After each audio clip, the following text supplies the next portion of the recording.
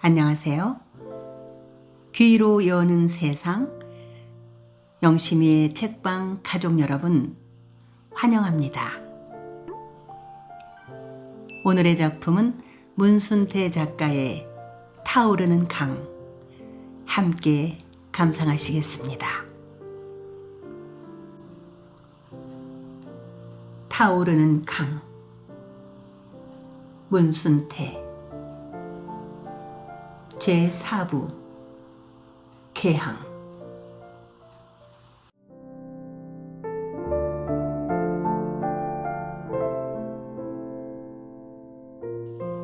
그는 한 달 전 서천이를 붙잡았을 때 이 쌀이 아저씨 것이오? 하고 따져 묻던 그의 앙칼지고도 당당한 목소리를 생각해냈다. 그리고 눈꼬리를 빳빳하게 세워 웅보를 찔러보며 어차피 일본으로 실어갈 쌀 아닌가요? 일본으로 실어갈 쌀인데 굶어 죽어가고 있는 조선 사람들이 좀 훔쳐먹었다고 해서 죄가 되나며? 아저씨는 조선 사람 아니요? 조선 사람들이 굶어 죽어가고 있는데 왜 일본으로 쌀을 실어간단가요? 어른들은 왜 보고만 있던가요? 하고 따지던 목소리가 아직도 그의 귓전에 맴돌았다. 십장의 호각 소리가 웅보의 등떨미를 잡아채고 있었다. 일을 시작하지 않고 뭘 하고 있느냐고 십장의 호각 소리가 그를 다그친 것이었다. 그러나 웅보는 호각 소리를 듣지 못한 척 서천이의 시체를 거적에 말아서 안고 그곳을 떠났다. 그는 동천이가 동생의 죽음을 보기 전에 산에 묻어주고 싶었던 것이다. 그가 서천이의 시체를 안고 유달산 쪽으로 걸어가고 있는데 거적 속에서 죽은 서천이가 아저씨는 어째서 조선 쌀을 일본으로 실어가는 것을 보고만 있소? 조선 사람들은 다 죽어도 암시랑도 안 탄가요? 하고 따지는 목소리가 쩌렁쩌렁 울려오는 듯 싶었다. 웅보가 죽은 서천이의 시체를 거적에 말아안고 유달산으로 올라가고 있는데 어느 틈엔가 염주근이 삽과 괭이를 들고 따라왔다. 웅보는 염주근을 보고 아무 말도 하지 않았다. 염주근이도 잠자코 웅보의 뒤를 따랐을 뿐이었다. 여기에 묻어줄까? 웅보가 빨간 북나무 옆 판판한 곳에 서천이의 시체를 놓으며 말했다.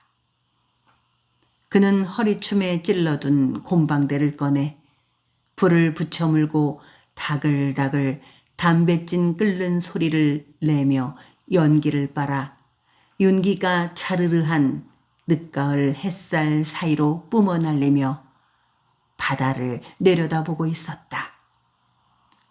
사막도가 손에 잡힐 듯 가깝게 떠 있었다. 저놈이 나한테 매라고 한 줄 아는가? 웅보가 힐끗 염주근을 돌아보며 입을 열었다.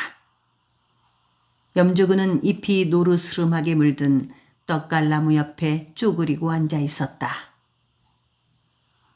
아는 아이로구먼. 아주 당차고 건방진 놈이었구만. 꼭 내 어렸을 적과 비슷한 놈이었단 게. 그 아이가 자네한테 매라고 했는디. 글쎄 이놈이 나한테 조선 사람들이 굶어 죽어가고 있는디 왜 일본으로 쌀을 실어가도록 귀경만 하고 있냐고 따지지 않았겠남. 말을 하면서 웅보는 얼핏 거적 속에 말없이 누워있는 서천이를 보았다.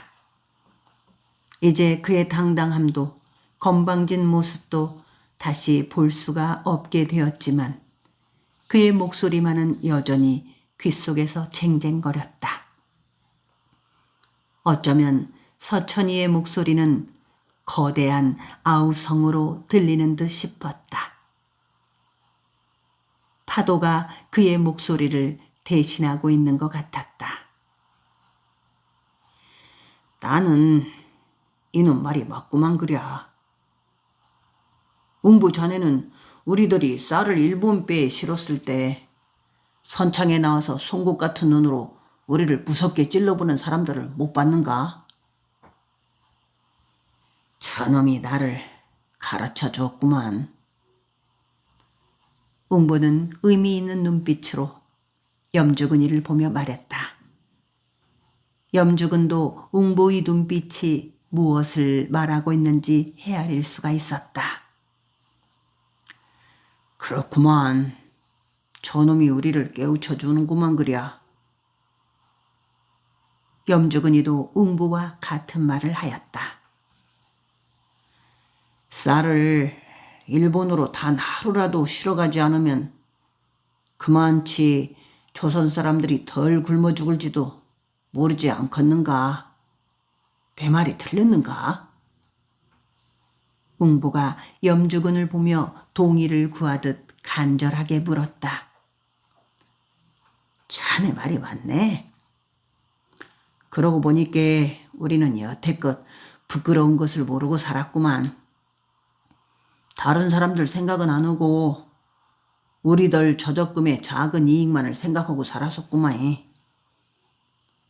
염주근이도 허리춤에서 곰방다리를 꺼내 담배에 불을 붙여 물며 한숨 섞인 목소리로 말했다. 나는 이놈이 불쌍해 죽겠네. 이놈한테 죄가 있다면 가난한 탓이제. 굶어 죽지 않고 싶은 것도 죄라고 할 수가 있겠는가? 참말로 나는 이놈이 불쌍해 죽겠네. 나는 이놈이 나한테 헛말을 잊을 수가 없단 맛이. 아매 내 평생 잊지 못할 것이구만. 그러고 이놈이 굶어 죽기 싫어서 일본으로 실어갈 쌀을 쬐끔 훔친 죄로 골통이 터져 죽었다는 것도 평생 잊지 않을 것이로구먼. 웅부는 그렇게 말하고 바다 끝을 보았다. 한 달 전 희미한 불빛에 비춰보았던 서천이의 모습이 선명하게 떠올랐다. 바다 끝에 떠오른 서천이의 모습 위로 갈매기 한 마리가 낮게 선회하고 있었다.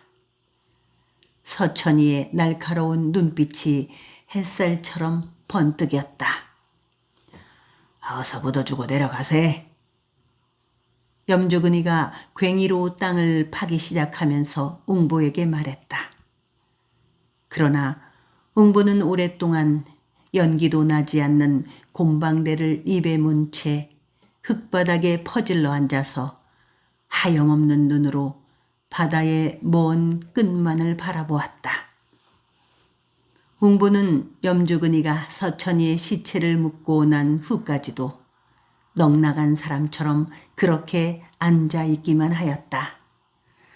자, 그만 내려가세. 염주근이가 연장을 챙겨들고 산을 내려가자고 웅부를 재촉했을 때에야 그는 꿈에서 깨어난 사람처럼 머룩한 눈빛으로 하늘과 산과 바다와 염주근과 서천이의 무덤을 한꺼번에 둘러보는 것이었다. 아이고, 어느 틈에 묻었구만. 웅부가 서천이의 무덤 앞으로 다가가며 혼잣말처럼 중얼거렸다. 자, 어서 내려가세. 너무 늦었구만. 염주근이 억지로 웅부의 팔을 잡아 끌며 산을 내려갔다. 서천이의 시체를 묻어준 뒤 웅부는 그의 형 동천이가 나타나기를 날마다 기다렸다. 그러나 동천이는 다시 선창에 나타나지 않았다. 웅부는 동천이와 그의 동생들이 걱정이 되어 그들이 사는 집을 찾아보려고 하였으나 허탕을 쳤다. 가끔 비렁뱅이 아이들의 모습을 보게 될 때마다 가까이 달려가서 얼굴을 들여다보기도 하고 동천이라는 아이에 아느냐고 물어보기도 하였지만 흔적조차도 찾을 길이 없었다. 웅보는 그 아이들이 모두 굶어 죽었을지도 모른다는 생각을 하기도 하였다.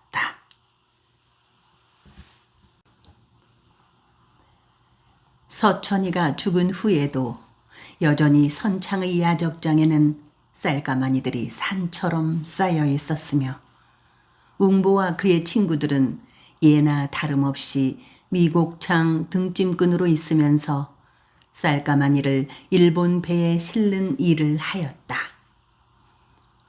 쌀을 훔치다가 골통이 터지도록 얻어맞아 짧고도 슬픈 삶을 마감해버린 서천이의 죽음은 누구의 마음속에도 남아있지 않았다. 아무도 어린 서천이의 죽음에 대해서 기억하려고 하지 않았다. 웅보조차도 어느 사이엔가 서천이의 죽음을 잊고 지냈다. 이따금 서천이가 그에게 따져 물었던 말들이 얼핏 되살아나곤 하는 것이었으나 그냥 귓전에서만 맴돌았을 뿐이었다. 선창의 등짐꾼들이 어린 서천이의 죽음을 오래 기억하기에는 그들의 삶이 너무 지쳐 있었던 것이다. 그들은 다른 사람의 죽음을 기억하기보다는 자신이 살아갈 일을 생각하기에도 지쳐 있었다. 그러나 웅보와 염주근은 유달산을 바라볼 때마다 그들의 손으로 묻어주었던 서천이를 가끔 생각하곤 하였다. 웅보는 죽은 서천이가 생각날 때마다 서천이의 형인 키 작은 동천이를 찾기 위해 선창거리를 더듬곤 하였다. 그리고 방울이의 행방을 알아보려고 색죽거리를 기웃거리기도 하였다. 그러나 그는 새끼네 사람들에게 방울이가 논단이가 되었다는 말은 하지 않았다. 왜냐하면 새끼네 사람들은 고향 사람들의 비참한 소식을 들을 때마다 그나마 지쳐 허우적거리는 삶을 포기해버리고 싶을 정도로 절망을 느끼기 때문이었다. 그들은 고향 사람들의 불행과 슬픔을 자신의 고통으로 느끼고 있었기 때문이다. 그들은 고향 사람들 중에서 누가 잘 되었다는 소리만 들어도 쉽게 힘을 냈고 누가 못 되었다는 소문만 들어도 이내 절망을 느끼곤 하였던 것이다. 그러나 고향 사람들 중에서 잘 되었다는 이야기는 들을 수 없었고 들려오는 소식들이란 하나같이 못 되었다는 말 뿐이었다. 용당 건너 해남으로 머슴을 살러 떠난 막둥이의 아내가 바람이 나서 집을 나갔다는 소문이며 한때 영산포 주막거리에서 칠만이와 한데 어울려 다니던 목자 사나운 봉수가 목포에 나와 도둑질을 하다가 붙잡혀 옥살이를 하고 있다든가 부름위에 살다가 박조시보기가 눈꼴 사나와 새끼내로 이사왔던 또삼이의 딸년이 행창이 되었다든가 하는 못된 소식들만 들려왔다. 목포에 나와 개미 구멍 속 같은 아사란 속에서 줄타기 하듯 아슬아슬하게 살아가고 있는 새끼네 사람들은 고향 사람들이 못 되었다는 소식을 들을 때마다 마치 자신들이 그 일을 당하기라도 한 것처럼 한숨 푹푹 내쉬며 속상해하기 마련이었다. 웅부는 새끼네 시절이 그리웠다. 새끼네 사람들이 보고 싶었다. 영산강의 물소리며 강변의 갈밭을 휩쓸며 휘휘휘 이상한 소리를 내는 바람 소리도 듣고 싶었다. 들큰한 흙냄새를 다시 맡아보고 싶었으며 집 앞에 심어둔 오동나무와 대추나무 두 그루며 마을 앞 팽나무가 얼마나 자랐는지 보고 싶었다. 웅부는 새끼내에 정착하기로 결정했을 때 말바운의 주막 옆에 단을 쌓고 신간을 세운 후에 그 옆에 그의 기만한 팽나무를 심었었다. 그는 팽나무를 심으면서 종살이를 하다가 죽은 그의 조상들 영혼이 종이꽃 귀신돈처럼 너울너울 걸려 있을 것만 같은 노루목 늙은 팽나무만큼이나 큰 나무로 자라주기를 빌었던 때를 돌이켜 보았다. 1898년 10월 목포항. 목포가 개항된 지도 1년이 흘렀다. 부산포가 먼저 개항이 되더니 원산포, 제물포에 이어 네 번째로 문이 열린 것이다. 개항지 목포는 하루가 다르게 변해갔다. 개항지 목포로 몰려온 사람들은 영산강변의 농촌에서 과중한 조세에 시달리고 양반 아전들의 등살에 견디다 못해 계명바람을 찾아 나온 무지렁이 농사꾼들이 대부분이었다. 그들은 양반네들 횡포에 시달리는 이보다 개항지에서 등짐꾼 노릇을 하며 살아가는 것이 훨씬 마음이 편할 듯 싶은 생각에 훌훌 고향을 떠나온 것이었다.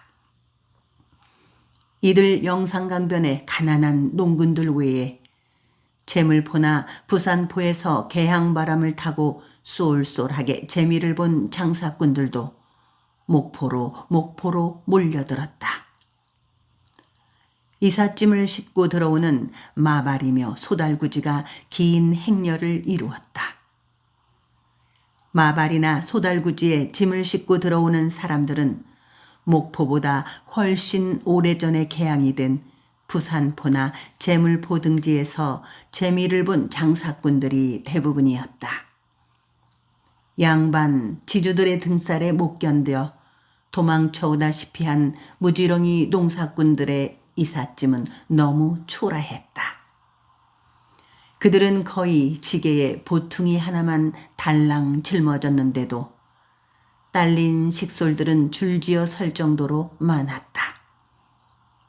신천지 목포로 찾아온 그들의 꿈은 서로 다를 바가 없었다. 신천지를 찾아온 장사꾼들은 선창 쪽에 짐을 풀었으며 무지렁이 농군들은 바다에서 떨어진 산 밑에 자리를 잡았다. 다른 개항지에서 장사를 해본 사람들은 한사코 선창 가까이 붙어야 돈을 벌 수 있다는 것을 알았지만 평생 땅이나 파고 살아온 무지렁이 농군들은 어쩐지 바다가 두려웠다. 그들은 바다 가까운보다는 땅이 널찍한 유달산 안쪽에 자리를 잡는 것이 마음 편했다. 황량하기 이를 데 없는 자갈밭 선창에는 일본인들 점포가 즐비하게 들어섰으며 군데군데 객주집도 보였다. 요지는 이미 일본인들이 독차지하였기 때문에 타지에서 들어온 장사꾼들은 객가 선창거리에서 약간 떨어진 뒤쪽에 몰려 있었다. 선창거리에서 유달산을 바라보면 오래된 묘지들을 둘러싼 굽은 노송들이 듬성듬성 서 있고 잔솔밭이 펼쳐진 구릉 사이로 항동고지의 바위들이 창끝처럼 솟아있는 것이 보였다. 선창거리 갯가에는 갈대밭이 끝없이 우거졌는데 눅눅한 바닷바람에 우줄우줄 춤을 추는 모습이 달빛 속에서 파도가 넘실거린 것 같았다. 일본 사람들은 선창의 갯가에 너울거리는 은회색 갈대꽃을 좋아했다. 그들은 여러 명씩 짝을 지어 갈대꽃이 갯바람에 춤을 추는 모습을 구경하기도 하였다. 목포대 동남간 수로에 약간 펀펀한 반도가 뻗치고 그 끄트머리가 바위 등걸로 이루어졌는데 그곳에 배가 정박할 수 있다. 배가 정박할 수 있는 그 지점에 고목이 된 쌀이나무가 있어 이곳 사람들은 쌀이나무께 혹은 째보선창이라 불렀다. 째보선창에 오사카 상선회사의 후천환이 정박해 있다. 2년 전 목포가 개항될 때 일본 영사관 일행들은 이 배를 타고 처음 목포에 닿았다. 그 후부터 후천환은 목포와 일본을 자주 왕래하였다. 일본 영사관이 들어선 곳은 15,009옥사로 5평 남짓되는 낡은 판잣집이 오랫동안 방치해 두어 기왓장이 깨지고 벽이 허물어진 것을 수리해서 쓰고 있었다. 그 낡은 건물 안에 우편소까지 두었다. 째보선창에 정박해 있는 후천환은 곡식을 싣고 있었다. 후천환은 목포항에 들어와 곡식을 가득 싣고 떠나곤 하였다. 목포항이 개항되자 영산포에 외사전을 낸 옥가모도가 남도지방의 쌀을 한꺼번에 사들여 일본으로 실어가기 시작한 것이다. 옥가모도는 영산포와 목포에 큰 창고를 지어놓고 본격적으로 남도지방의 쌀을 사들여 가득 채운 후에 후천환을 이용해 일본으로 실어가고 있었다. 새끼내에서 나온 남정들은 모두 옥가모도 미국창의 등짐꾼이 되었다. 그들이 새끼내에 살고 있었을 때는 한때 세곡창의 등짐꾼이 되기도 했었는데 이제는 일본 사람의 미곡창 등짐꾼 노릇을 하고 있는 것이다. 칠만이가 왔담소? 옥가모도 미곡창 앞에서 빈 몸인 웅보와 마주친 판쇠가 쌀가마니를 등에 업은 채 잠시 걸음을 멈추며 물었다. 오늘 밤에 새끼네 사람들 죄 모이라도만. 웅보는 십장이 어디 있는지 주위를 두렵거리며 다급하게 말했다. 무슨 일이단가?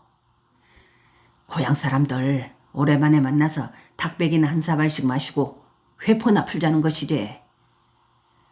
판쇠가 땀을 뻘뻘 흘리며 물었고 웅보는 주위를 두리번거리며 다급하게 말했다. 웅보는 서둘러 미국창으로 들어갔다. 그는 쌀가마니를 등에 업고 후천환으로 향하면서 그에게 이 쌀 한 가마니만 있으면 얼마나 좋을까 생각했다. 그런 생각은 처음이 아니었다. 어쩌면 쌀가마니를 업어 일본 배에 실을 때마다 똑같은 생각을 해왔는지 몰랐다. 요즘학 웅부의 가장 큰 소망은 쌀 한 가마니였다. 쌀 한 가마니만 있으면 목포로 옮겨온 후로 신안고난 알아 자리 보전하고 있는 아버지에게 쌀밥을 해드릴 수 있기 때문이다. 칠만이가 술을 산다든가? 웅부가 쌀가마니 꿈을 꾸며 후천안 쪽으로 다가가고 있는데 판쇠가 어슷하게 두 다리를 벌리고 앞을 막아서며 물었다. 이번에는 판쇠 쪽이 빈몸이었다. 그렇다도만 칠만이 그 사람 고향 사람들한테 술 한잔 살만하지 뭐. 그러면서 웅부는 판쇠 옆을 비껴갔다. 손칠만이는 새끼네 사람들이 고향을 떠나올 때 얼굴도 비치지 않았었다. 그는 영산포에 남아 있었다. 그때 그는 영산포 옥가모도 외사전의 점원이었다. 지금은 점원이 아니라 외사전과 미곡창리를 옥가모도 대신 맡고 있다. 들려오는 풍설에는 그동안 옴니암니 돈을 모아 영산포에 땅마직이나 샀다고 하였다. 옥가모도가 그를 믿고 영산포의 싸전과 미곡창을 맡기고 있는 동안 솔레솔레 돈을 빼냈다고들 하였다. 웅부는 쌀까마니를 배에 부리고 내려오면서 얼핏 서편 하늘을 보았다. 해가 지려면 아직도 두어 뼘 남짓 남아 있었다. 그는 한시라도 빨리 칠만이를 만나보고 싶었다. 칠만이를 만나면 혹시 동생 대부리의 소식을 알게 될지도 몰랐기 때문이다. 대부리는 동학군이 패한 뒤 소식이 끊기고 말았다.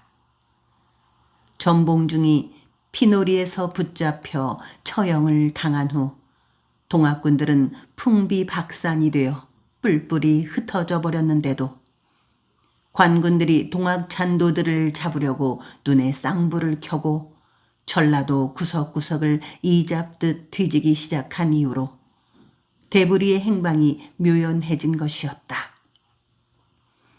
그동안 웅보는 동생의 소식을 알아내려고 영산포를 드나드는 소금 빼며 무곡선의 선원들을 수없이 만났으나 대부리를 보았다는 사람은 아무도 없었다. 누구보다도 대부리 소식을 애타게 기다리는 사람은 그들 부모였다. 어머니는 말할 것도 없거니와 병석에 눕게 된 아버지가 죽기 전에 대부리를 만나게 해달라고 성화였다. 웅부는 아버지가 동생을 더 사랑한다는 것을 알고 있는지라 어떻게 해서든지 그런 아버지의 소원을 풀어주려고 백방으로 손을 써보았지만 여태껏 생사조차 모르고 있는 터였다. 웅보는 해가 바다 끝으로 뚝 떨어지면서 사위가 깜깜해질 무렵에야 하루의 일과를 끝내고 옥가모도 미곡창 앞으로 갔다. 그곳에는 목포로 옮겨온 새끼네 남정들이 하나 둘 모이기 시작했다. 모두들 손칠만이의 연락을 받고 나왔다. 그들은 손칠만이에게서 술대접을 받기보다는 오랜만에 고향 소식을 듣고 싶어 서둘러 이곳으로 나온 것이었다. 그들이 처음으로 만든 고향 새끼네를 떠나온 지도 4년이나 지났다. 그들이 새끼네의 고향을 일구어 자리를 잡고 살게 된 것이 10년 세월도 안 된 짧은 기간이었으나 종의 굴레에서 벗어나 난생 처음으로 가져본 고향인지라 더욱 잊지 못하고 있는 거였다. 그들 새끼네 사람들은 두 사람만 모여도 고향 새끼네 이야기로 꽃을 피웠다. 비록 그곳을 떠나오긴 했어도 그들에게도 고향이 있다는 것이 자랑스럽기까지 하였던 것이다. 그리고 다시 새끼네로 돌아가고 싶은 생각뿐이었다. 그들 중에서 웅보는 누구보다 새끼네로 돌아가고 싶은 마음이 간절하여 거의 밤마다 영산강의 꿈을 꾸다시피 하였다. 그는 꿈속에서도 영산강이 우는 소리를 들을 수가 있었다. 영산강이 우는 소리는 마치 할아버지의 푸념 섞인 노랫가락처럼 애원성으로 들려왔다. 이상하게도 꿈의 할아버지는 새끼네 그의 집에서 살고 있었다. 할아버지는 여전히 이마에 불도장이 찍힌 얼굴로 새끼네 집에 혼자 살면서 그들이 일구었던 땅에서 농사를 짓고 있는 모습으로 나타나곤 하였다. 그런 꿈을 꿀 때마다 웅보는 그의 할아버지가 새끼네를 지켜주고 있는 것이라고 믿었다. 칠만이는 어디 있는가? 옥가모도 미곡창 앞 공터에 이른 웅보가 새끼네 남정들을 둘러보며 누구에게라 할 것도 없이 건성으로 물었다. 옥가무도를 만나고 조금 후에 주막으로 오기로 했구먼. 칠만이의 부탁을 받고 새끼네 남정들을 모이게 한 덕칠이가 변명을 했다. 웅보는 칠만이가 뒤늦게야 나타날 것이라는 덕칠이의 변명에 약간 기분이 상했지만 내색은 하지 않았다. 외놈한테 빌부터 돈량이나 손에 쥐었다고 해서 고향 사람들한테 위세를 부리려고 하는 것 같은 기분이 들었기 때문이다. 손칠만이는 이젠 옛날 칠만이가 아니여. 판세도 배알이 뒤틀리는지 은근히 찍는 소리로 퉁겨댔다. 새끼네 사람들 중에서 칠만이만한 사람도 없지. 판수의 비아냥거리는 말투가 거슬렸는지 덕칠이가 노골적으로 칠만이를 두둔하고 나섰다. 어먼, 새끼네 사람들 중에서 칠만이만큼 외놈 덕분 사람이 또 누가 있겠남? 판세는 여전히 비아냥거렸다. 아따, 그 외놈 했었지 말소. 우리도 시방 옥가무도상 덕분에 입에 거무줄 치는 것을 면하지 않은가. 판세 자네는 칠만이가 부자가 된 것이 배가 아픈 모양인데 심보를 그렇게 쓰면 복이 절로 나가네. 덕칠이가 정면으로 판쇠를 공박하고 나섰다. 그러자 성질 급한 판쇠가 덕칠이의 멱살을 거머잡고 흔들어댔다. 무엇이 어쩌? 요런 외놈 발꾸락 사이에 낀 뭐만 꿈도 못한 자서가. 내가 뭐 배가 아파? 아니 복이 나가? 요런 보초떼기 없는 자석 말하는 것 좀 무서워해. 판쇠는 오른손으로 덕칠이의 멱살을 댕댕하게 잡아 흔들며 을러댔다.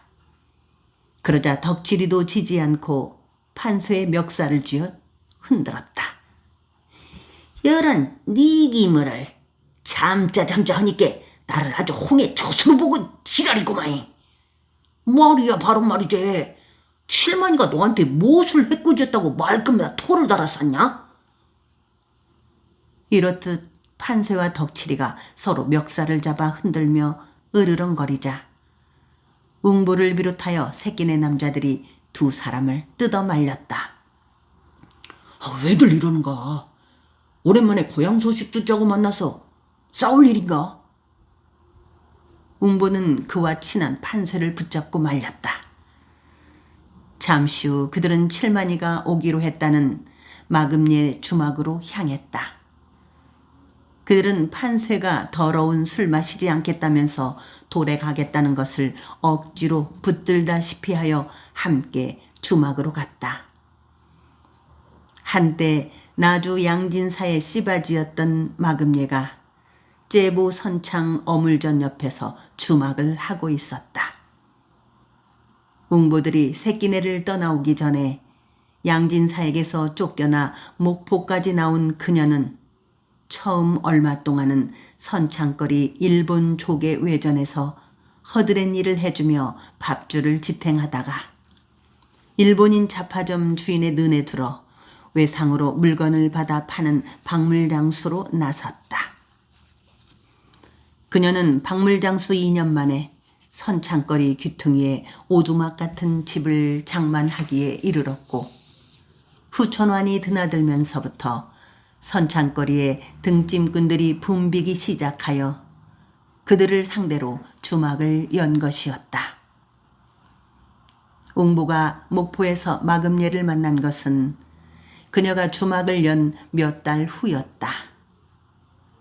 웅보는 그녀가 목포에 먼저 와 있다는 것을 알면서도 굳이 찾으려고 하지 않았다.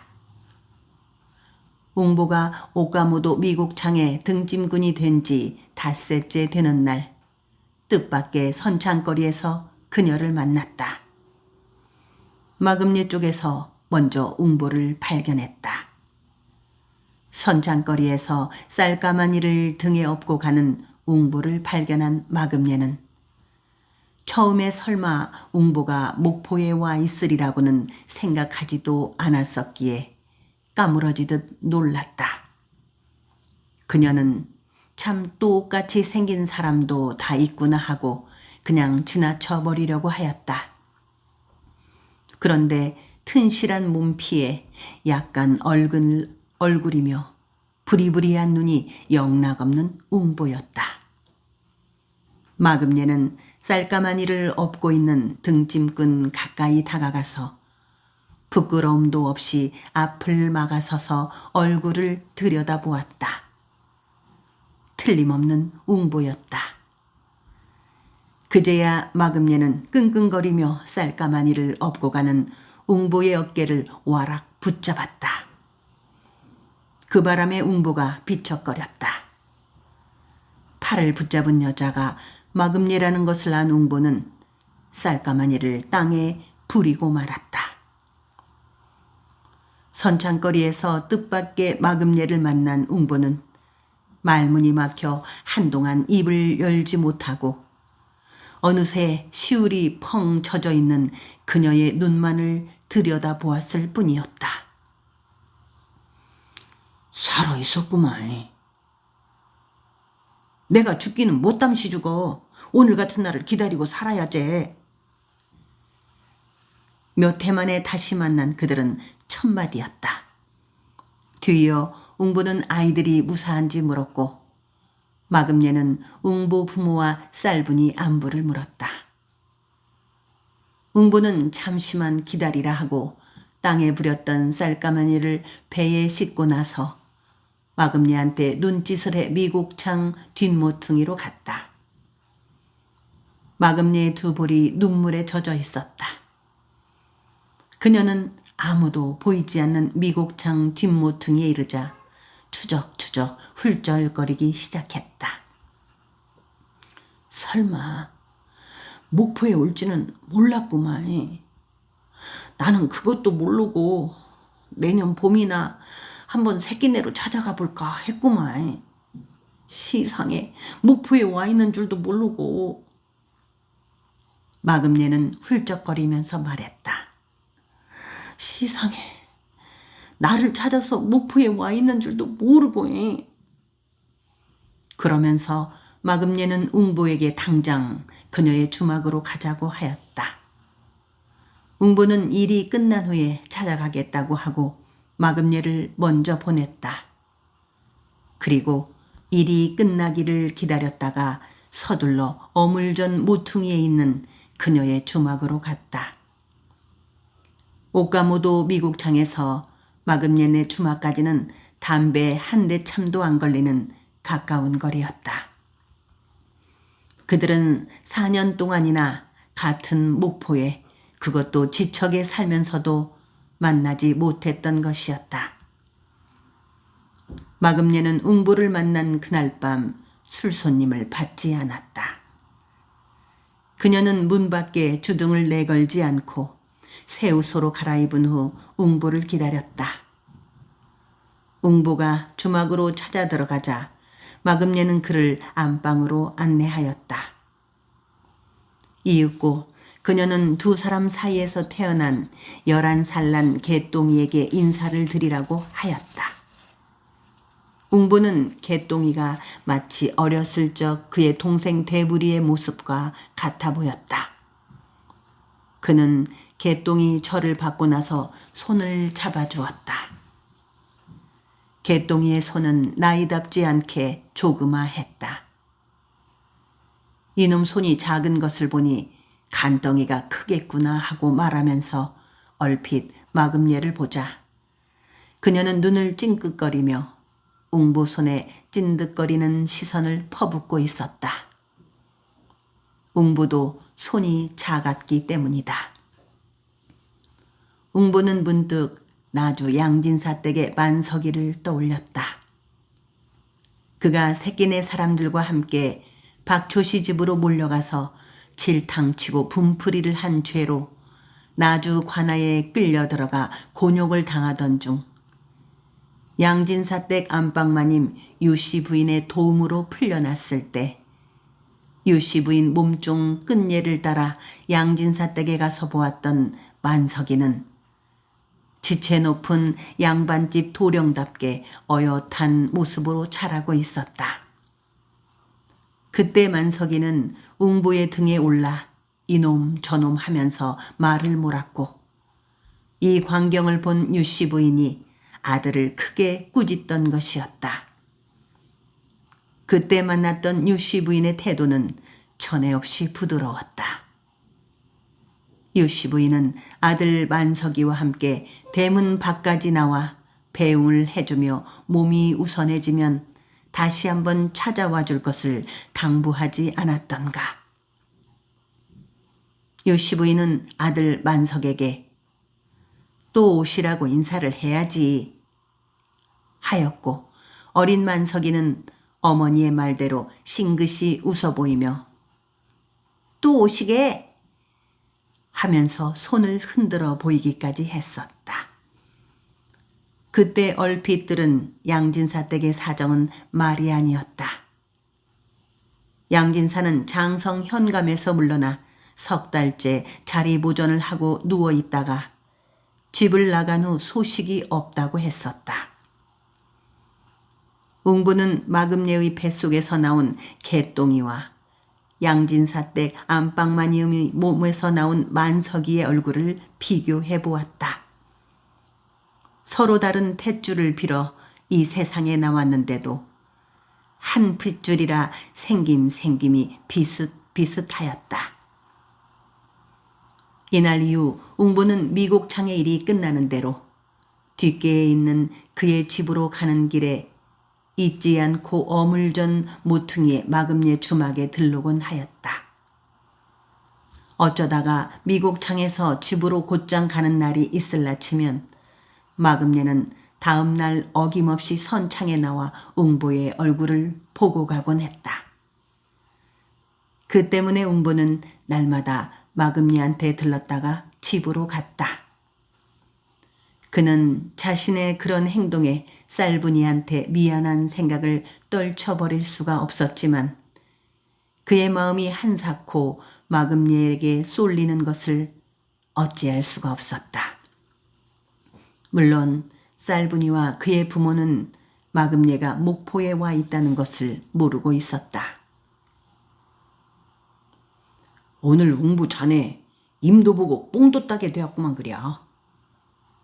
새끼네 남정들이 어물전 모퉁이를 돌 때 잠시 전 판세와 언쟁을 한 탓으로 기분이 찜부럭해 있던 덕칠이가 웅부의 옆구리를 쿡 찌르면서 놀려댔다. 그러자 웅부와 나란히 걷고 있던 판세도 내가 웅부 속 알고 그리 보이기로 했구만 하면서 웃는 얼굴로 웅부를 보았다. 웅부 친구들은 오래전부터 마금례와 웅부 사이를 알고 있었다. 그 때문에 그들은 걸핏하면 웅부를 끌고 마금례네 주막으로 몰려가곤 하였다. 마금례도 웅부 친구들이 자주 찾아오는 것을 반겨주었다. 목포 바닥에 피부치는 고사하고 슬픈 일과 경사스러운 일에 뒤를 보아줄 사람 하나없는 고단한 처지에 웅부와 그의 친구들이 자주 찾아와 준다는 것은 여간 든든하게 여겨지는 것이 아니었다. 제부 선창 마금례네 주막은 언제나 술꾼들로 붐볐다. 선창거리의 장사꾼들과 짐꾼들은 마금례가 혼자 사는 과부임을 알고 은근한 마음을 품고 자주 들락거렸다. 등짐꾼이나 장사치들뿐 아니라 외전의 일본 남자들까지도 마금례에게 음심을 품고 있는 치들이 하나 둘이 아니었다. 그러나 아직 그녀는 목포에 옮겨온 이후로 어떤 남정네와도 정분나는 일이 없었다. 홍수의 남편을 잃고 어렵게 살다가 자식들 굶겨 죽이지 않으려고 양진사 댁 씨바지로 들어가서 땅을 받기로 하고 몸을 팔았고 양진사 댁 유씨 부인의 위압에 그 댁의 비자였던 웅보와 살을 섞어 개똥이를 낳고 쫓겨나오다시피 한 이유로 딴 남정에게 은근한 눈길 한번 주어본 일이 없었다. 마금니에게 필요한 것은 남정네가 아니라 돈이었던 것이다. 그리고 그녀의 마음속에 자리 잡은 남정네는 웅보 한 사람뿐이었다. 가난 때문에 죽은 남편의 혼을 울리고 씨바지로 몸을 팔았던 그녀로서는 돈을 많이 벌어서 자식들을 호강시키는 것만이 남편의 혼을 위로하고 또 용서받을 수 있다고 믿고 있었다. 웅보 친구들이 주막으로 들어서자 마금례가 술청 밖으로 나와 그들을 반갑게 맞아주었다. 어서들 오셔요. 안방으로 들어갑시다요. 이날따라 마금례는 한껏 곱게 차려입고 얼굴에 홍조까지 떠올리며 그들을 맞았다. 그녀는 웅부 친구들이 찾아오는 날에는 평소보다 곱게 차려입고 웃음을 잃지 않았다. 웅부 친구들에게 좋게 보이고 싶었기 때문이었다. 개똥이 놈은 어디 갔는가? 웅보는 친구들이 모두 안방으로 들어가기를 기다렸다가 마금리에게 물었다. 그는 마금리의 주막에 들를 때마다 먼저 개똥이부터 찾곤 하였다. 그때마다 마금리는 아유, 이 녀은 나보다도 우리 개똥이가 더 보고 잡은 모양이거니 하면서 밉지 않게 눈을 흘기곤 하였다. 개똥이는 제 성들어고 놀러 갔다요. 마금례가 웅보를 향해 한쪽 눈을 찡긋해 보이며 말했다. 서당에는 안 가고? 진작 갔다 왔시오. 이때 안방에 먼저 들어간 새끼네 친구들이 큰 소리로 웅보를 불렀다. 잠시 후에 염주근이가 왔다. 마금년의 주막 안방에는 새끼네 친구들이 얼추 다 모였다. 웅보, 덕칠이, 판쇠, 염주근 등 4명이었다. 그들은 웅보가 종문서를 받고 송량이 된 후에 새끼네에 모여 함께 고향을 일군 친구들이다. 7만이는 왜 이리 늦는단가? 판쇠가 또 덕칠이를 흘겨보며 퉁겨댔다. 곧 올 걸세. 7만이가 오기 전에 목이라도 죽이는 것이 좋겠지. 조금 전과는 달리 덕칠이는 판쇠의 말에 냉갈령 부리지 않고 웃음으로 받았다. 그러면서 덕칠이는 웅보를 보며 작은 댁 좀 들라어서 하고 마금례를 불러달라고 하였다. 덕칠이 자네가 부르소 그랴. 웅보는 실실 웃고만 있었다. 이 사람아, 그래도 서방이 불러야지. 잠자코 있던 염주근이가 덕칠이의 말을 부추겼다. 웅보는 친구들의 등살에 이겨 방문 쪽으로 고개를 돌려 2번 개똥이 어미를 불렀다. 술청에서 술꾼들 떠드는 소리가 왁자하게 들렸다. 웅보 자네 우리한테 솔직하게 말하게.